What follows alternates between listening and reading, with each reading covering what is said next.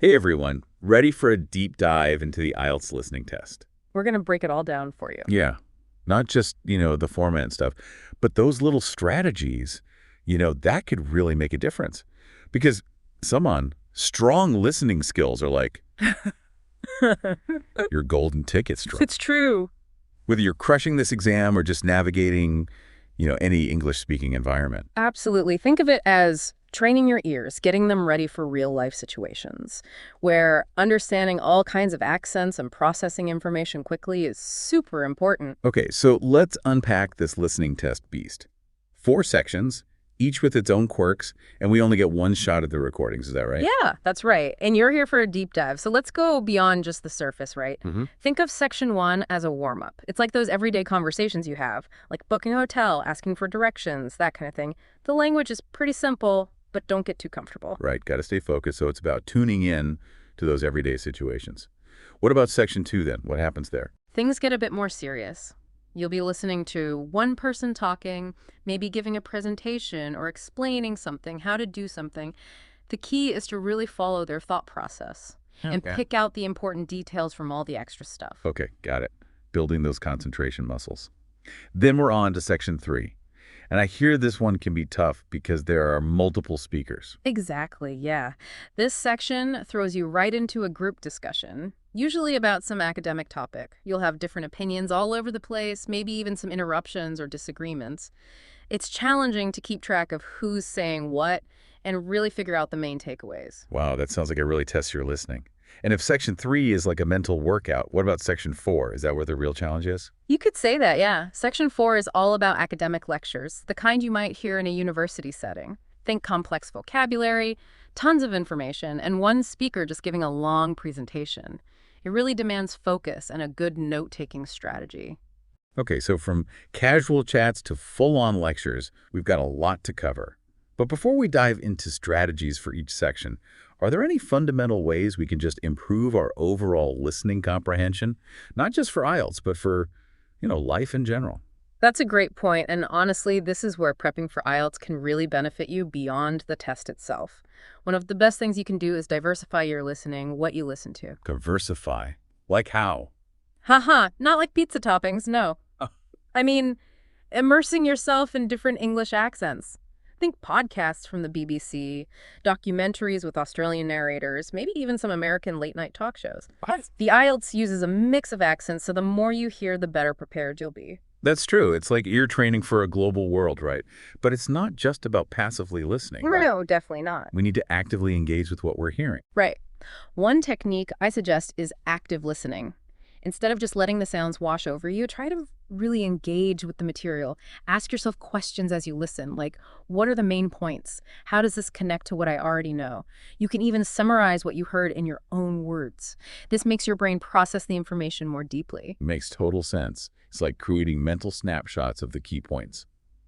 And speaking of connecting audio with visuals, what about using transcripts? Transcripts are amazing, especially if you learn best visually. You're basically training your brain to connect spoken words with their written form. TED Talks are perfect for this. They have transcripts for all their talks, so you can listen and read at the same time. That's awesome. It's like building a bridge between hearing and seeing the language. So we've got podcasts, diverse accents, active listening, transcripts, all great ways to build our listening stamina. But let's not forget about vocabulary. Oh, absolutely. A strong vocabulary is like your secret weapon for the IELTS listening test, especially when those unfamiliar words pop up. So how do we build that? I'm all ears. It's not about cramming lists of words, that's for sure. Focus on active vocabulary building. When you come across a new word, don't just ignore it. Write it down. Look up its meaning and how to use it. And try to use it in a sentence yourself. This way, you're not just memorizing the word, you're internalizing it. Right. It's about making those new words into tools we can actually use. Now, before we move on, I'm curious about your thoughts on note-taking. Is it helpful during the listening test? It can be, yeah, but it's a skill that you need to practice. The key is to find a system that works for you and stick with it. Don't try to write down everything. That'll just overwhelm you. Yeah, Sure. Instead, focus on jotting down keywords, phrases, or even symbols that will help you remember things later. So it's about being selective and creating those little memory triggers. Okay, so we've covered a lot about building those foundational listening skills. Now let's get into some actual test-taking tactics. What are some common mistakes people make that we should be aware of? One of the biggest ones is jumping into the audio without really looking at the questions first. It's like trying to navigate a maze without a map. Right. Got to have that roadmap in mind. So how can we best use the time we have before the audio starts? Those few seconds are so valuable. Use them to carefully read each question and really understand what information you need to listen for. Underline key words like names, dates, places, or specific concepts. This helps you focus and gets your brain ready to pick out those details. Like having laser focus on those key elements. And speaking of focus, what about distractors? Those bits of information that sound important but aren't actually the answer. Oh, yeah. The IELTS loves to throw those in there. For instance, you might hear someone say, I was thinking about getting the vegetarian option, but I ended up going for the chicken. If the question asks what they ordered, the answer is chicken, not vegetarian, even though they mentioned both. Ah, tricky. So it's not just about hearing words, but about understanding the context and what the speaker actually decided. It's like a puzzle where we have to sift through the pieces and find the right fit. Exactly. And here's another thing. Numbers and dates are really common targets in the IELTS listening test. They can be hard to catch, especially if there are changes or corrections. For example, someone might say, the meeting is on June 10th, but then later correct it to June 12th. Got it. So got to be extra careful with those numbers and any changes they make. What about synonyms? How do we avoid getting confused when the recording uses different words than the questions? That's another essential skill. Imagine the question asks about affordable accommodations, but the recording says budget-friendly options. You have to be ready to recognize those synonyms and understand what they mean in that context. Like having a mental thesaurus on hand, right? Yeah. Ready to decode those sneaky word swaps. Now, here's something I've always wondered. What if I totally blank on a question? Should I just leave it blank and move on? Never leave a question blank. There's no penalty for guessing, so even if you're not sure, make an educated guess. You never know, you might get it right. It's like a multiple choice lottery. Got to be in it to win it, right? Exactly. And since we're talking about getting the best score possible, let's talk about some practice techniques that can really help. All right, let's get into it. Practice strategies. Where do we even begin? The best thing you can do is use official IELTS practice tests. They're just like the real exam. Same format, same difficulty, same types of questions. Think of it as your dress rehearsal. So it's all about simulating those real test conditions. Yes. Find a quiet place where you won't be interrupted, set a timer, and listen to each recording only once, just like you would in the real test. This helps you get used to the pace and build your focus and stamina. So it's not just about going through the motions. It's about training your brain to work in that focused test-taking mode. Now, what's the best way to review after we take a practice test? Don't just check your answers and move on. That's a missed opportunity to learn from your mistakes. Take the time to analyze why you got something wrong. Were there any vocabulary words you didn't know? Did you lose focus at any point? Did you struggle with a specific type of question? Figuring out your weaknesses is really important for improvement. It's like a post-game analysis for your listening skills. What about resources? Are there any specific ones you recommend for improving our listening? Definitely. There are so many great resources online. Websites like BBC Learning English have tons of listening exercises and activities, and apps like IELTS Liz and Cambridge IELTS Trainer provide targeted practice for specific skills like understanding numbers, following conversations, or mastering different question types. That's fantastic. It's about customizing our practice to really target those weak spots. Yeah.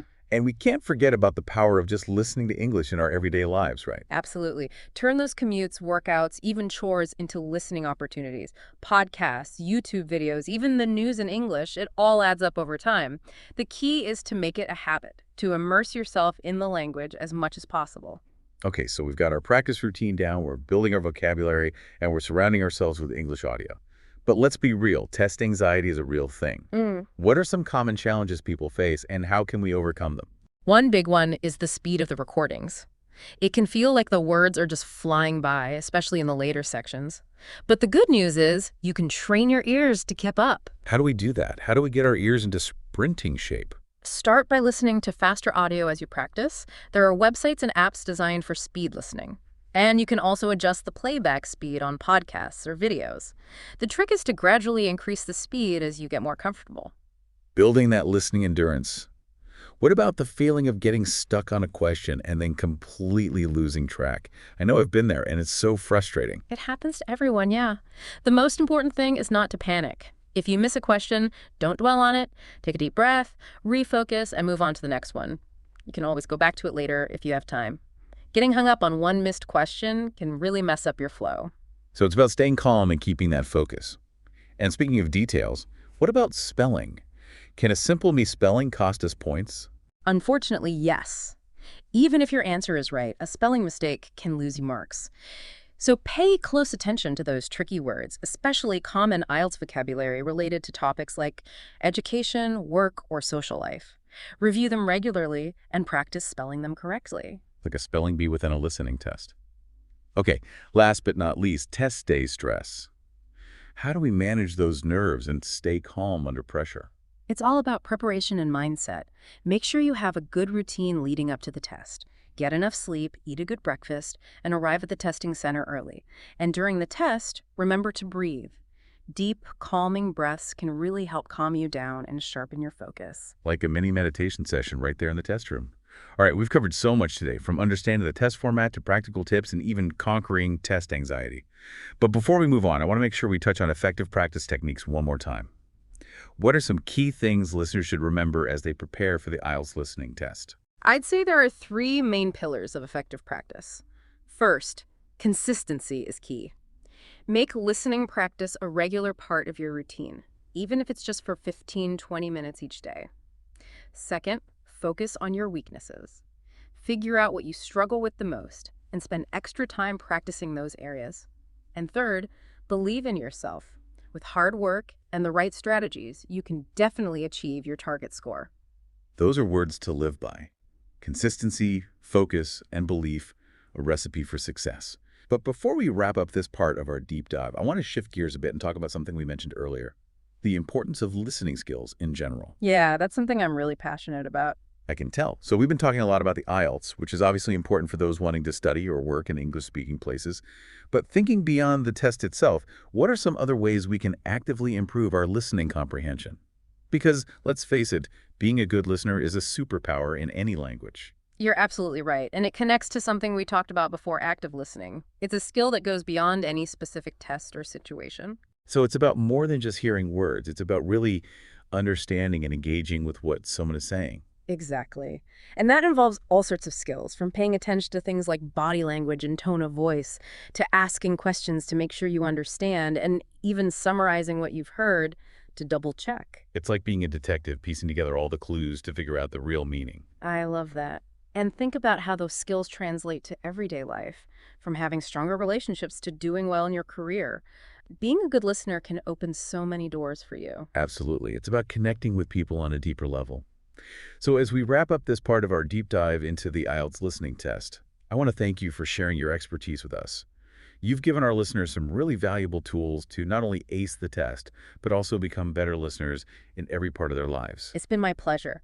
And to everyone listening, remember, practice consistently, focus on those weak spots, and most importantly, believe in yourself. You can do this. And remember, this is just the beginning of your listening adventure. Keep exploring, keep challenging yourself, and keep those ears open. You never know what amazing opportunities might come your way, because you took the time to truly hear and understand the world around you. That's it for our deep dive today. Until next time, happy listening. All right, welcome back to our IELTS deep dive. We've covered those essential listening skills, so let's break down each section of the test now and find some strategies that work. I'm ready. Let's do it. I think people will be surprised at how just small changes can really boost their scores. Okay, section 1, those everyday conversations. What are some common mistakes people make here, and how can we avoid them? Well, even though the language is generally pretty easy in this section, the IELTS can still throw in some tricks. For example, imagine a conversation about booking a table at a restaurant, and the speaker first asks for a table for 4, but then changes it to 3 because someone can't make it. Ah, I see. So we need to pay attention to those changes and make sure we get the final decision, not just the first thing they say. What else should we be careful about in section 1? Distractors. They love to include extra information that might sound like the answer, but it's not actually what the question is asking. Like the speaker might mention a few different dates for an appointment, but the question wants to know the specific date they finally choose. Right. So laser focus on the exact information the question wants, not just the first thing that seems related. Any other insider tips for tackling section 1? Yeah, definitely. One technique that can be really helpful is to use the time before the recording starts to try to predict what the answers might be. Look at the questions, think about the context, and try to guess what words or phrases you might hear. So it's like giving our brains a head start, right? Prepping them with those possible vocabulary clues. That's smart. Okay, moving on to section 2, where we have those monologues. What makes this section challenging? Well, now you're listening to just one person talking, which means you have to really concentrate on what they're saying and how their thoughts are connected. It's easy to zone out if you're not careful. Also, the topics in Section 2 can be all over the place. You might hear about a museum tour or an announcement about a festival, or even instructions for using some new gadget. So how can we prepare for all those different topics and make sure we're following the speaker's ideas? Practice, practice, practice. The more you listen to different types of monologues, the better you'll be able to handle them on test day. You can find practice materials online, or even just listen to podcasts or documentaries where one person is talking about something. Expanding our listening horizons, getting used to different speaking styles. What about note-taking for section 2? Any specific strategies? One thing I recommend is to come up with a way to shorten common words or phrases when you're taking notes. Like you could write info instead of information or ability dash for building. This can save you time and help you get those key points down quickly. That's a great tip. Making our notes efficient and useful when we need them. Okay, let's talk about section 3, the group discussions. This is where it gets really tough, with multiple speakers and sometimes even overlapping conversations. You're right. Section 3 is where your active listening skills are really put to the test.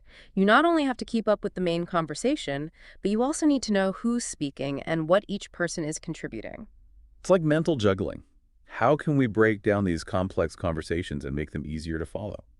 One thing that can help is to really pay attention to the speaker's tone of voice and the kinds of questions they're asking. This can give you clues about their opinions or their role in the discussion. For instance, if someone is asking a lot of questions trying to clarify things, they might be playing the role of the skeptic or, the devil's advocate. Interesting. So we're not just listening to the words, we're also listening for those subtle hints that tell us about the dynamics of the conversation. What else is important to keep in mind in section 3? Be prepared for interruptions and things going off topic. Group discussions are rarely perfectly organized. People might jump in with their own ideas or get sidetracked or even disagree with each other. The key is to stay focused on the main points and not get lost in the details of every little side conversation. Right, having that big picture view while still catching those important details. Yeah. Note-taking for section 3 seems like it would be extra challenging. Yeah, it can be. Do you have any advice on how to approach it? Keep your notes short and to the point. Don't try to write down every single word or sentence. Instead, use keywords, symbols, or abbreviations to represent the main ideas and what each speaker is saying. You can also use different colored pens or highlighters to make it easier to see who's speaking or what the key points are. It's like creating a visual map of the conversation to help us remember later. Okay, now let's move on to section 4, the one with the academic lectures. I'm guessing vocabulary is super important here. Absolutely. Section 4 is full of technical terms and academic language, so it's crucial to have a good foundation in IELTS vocabulary. But it's not just about knowing the definitions of individual words. You need to understand how those words are used in a specific context. Building that contextual awareness, right? What are some good ways to expand our academic vocabulary and make sure those complex words don't trip us up during the lecture? One effective technique is to read academic articles or listen to lectures on topics that are similar to what you might hear on the IELTS listening test. This will help you get familiar with the kind of language and structure used in academic settings. You can also use flashcards or online vocabulary builders to focus on specific words or phrases you need to work on. Immersing ourselves in those academic contexts, making those words sound more familiar. Any specific note-taking tips for section 4? Since Section 4 usually has a lot of information packed in, it's really important to have a clear and organized note-taking system. One approach that works well for a lot of people is to create an outline of the lecture as you listen. Use headings, subheadings, and bullet points to structure the information. Ah, that makes sense. It's like creating a framework for the lecture, and then we can fill in the important details. Now, before we finish up this part of our deep dive, I want to revisit something we talked about earlier. Dealing with test anxiety. Any last words of wisdom on how to stay calm and focused during the IELTS listening test? Just remember, preparation is key. And trust yourself. You've put in the effort, you've practiced the strategies, and you've built up your listening skills. Now go in there and show them what you've got. I love that. It's about having confidence and letting our skills shine through. Okay, we've really gone deep on the IELTS listening test today. We have. From those specific strategies for each section to building our overall listening skills and handling test anxiety, we've covered so much ground. It's been great. But, it's amazing how these skills we've talked about, they really go way beyond just passing a test, don't they? They really do. They're like essential life skills. Absolutely. Think about it. Active listening, picking up on those subtle cues, understanding different accents, these are superpowers for communicating and connecting with people in any situation. Exactly. Whether you're in a business meeting or having a deep conversation with a friend, or even just trying to follow a movie in English, those strong listening skills will always be valuable. It's like we're not just prepping for an exam, we're actually investing in our ability to connect with the world around us That's a great way to put it, yeah. on a deeper level. And that brings up something else I wanted to touch on, the idea of continuous learning. Oh, I like that. Tell me more. So even after we've aced the IELTS, the journey of improving our listening doesn't stop there. Yeah, not at all. English is always changing, new accents pop up, communication styles evolve. It's a constant process of learning and adapting. It really is. So what are some ways we can keep challenging ourselves and keep those listening skills sharp, even after we've reached our goals? Well, there are tons of options. You could try podcasts on totally new topics you've never explored before. Attend lectures or talks in English on subjects outside your comfort zone. Or even join online communities where everyone speaks English.